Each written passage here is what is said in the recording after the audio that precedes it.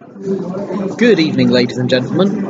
I'm Victor the Magician, and you're watching Victor Walks Abroad, the only show where I go to places that aren't the place that I live and perform magic there. It's a really flimsy premise. However, this may be my all-time favourite place to perform magic. I've just discovered it. It's the GA bar in Euston Road in London. That's surprisingly hard to say. I've had a lot of caffeine and it's making me quite dizzy. Anyway, this is a really awesome place. It does really awesome tea, and yes, that thing behind me is a bright pink phone box decorated in flowers. Don't you wish you had my life? Spoiler warning, you really don't. It looks all glamorous on camera, but you don't see the blood, sweat and tears that go into this. That's no blood, sweat and tears. I'm the laziest man in the world. Okay, joking aside, because this is one of my all-time favourite places to perform magic, I just look at it. I'm going to perform one of my all-time favourite tricks. This is Midnight Ragtime, which I came up with based on Jazz Aces. It's already been performed once on this channel, but it's really awesome, and you haven't seen it for a while, so let's dive right in. Oh, before we start, I would like to introduce you to the cards we'll be using to perform this. These are Ecliptic Zodiac playing cards gifted to me by my beautiful glamorous assistant, my gorgeous Tess, or Mystic Miss Terri, as she's also known. These cards are absolutely amazing. Look, the face cards are sort of based on the zodiac signs. They're just absolutely gorgeous.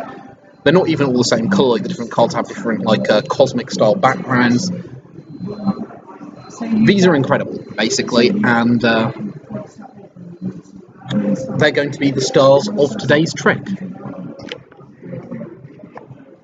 So, those of you who have seen me perform Midnight Ragtime before know that it utilises the 4 aces and an otherwise ordinary deck of cards, although I would like to stress that this deck is anything but ordinary on the aesthetic level. Obviously the 4 aces, as though some of you aren't familiar, are the Ace of Clubs,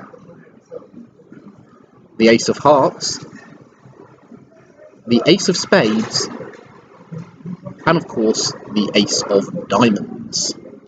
Stunning, stunning cards. Now, it also utilises the deck, but not in the way you might expect. For this trick, the deck is split into 2 halves. Observe. Like so. Now, they don't have to be exactly halves, but I have OCD, so they're going to be as exact as possible. Now, there are lots of ambitious card routines out there on the internet, and in books written by magicians, and just, in life in general. The idea of a card jumping to the top of a deck is a really common theme in magic. So I've decided to go one better. So if we take the first card, which is the Ace of Diamonds, and cut it into this deck like so, no duplicates there, no duplicates there, the only place that Ace of Diamonds exists is right there, in the middle of the deck. It would be kind of cool if it jumped to the top of that half of the deck. But what would be even cooler is if it went all the way over here and jumped to the top of this half of the deck, which it hasn't even been in contact with, and there it is. Yeah, I told you this was a good trick. Now, let's repeat that process with the next card, the Ace of Spades. So once again, that's going to be cut into the middle of this deck here, there it is. But it's not going to jump to the top of that deck, it's going to jump to the top of this half of the deck. Yep, there it is, the Ace of Spades. By goodness, I'm on fire this evening, ladies and gentlemen. Which of course brings us to our third card, the Ace of Hearts. Now you're all familiar with how this works by now. I take that card and cut it into the middle of this half of the deck. There it is. Close that up. And it should jump to the top of that half of the deck, but it doesn't. It jumps to the top of this half of the deck because I'm awesome. Which of course leaves us just finally with this card, the Ace of Clubs, which we place between the 2 halves of the deck so that it can jump right to the top like in a conventional ambitious card routine.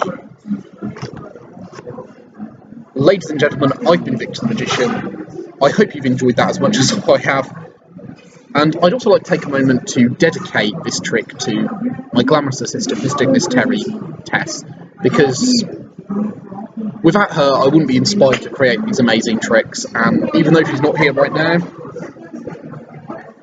she's such a huge part of my life, both as a magician and as a general sort of person. I lost the thread of that sentence. Also, minor correction, these aren't the deck of cards that Tess got me. Unfortunately, I said they were a gift from her, I think, at the start of the video. They're not. She just allowed me to have them delivered to her house. I don't know what I was thinking there. Don't get me wrong, she is awesome, but I have to take credit for actually choosing these cards. Self-effacing Britishness aside.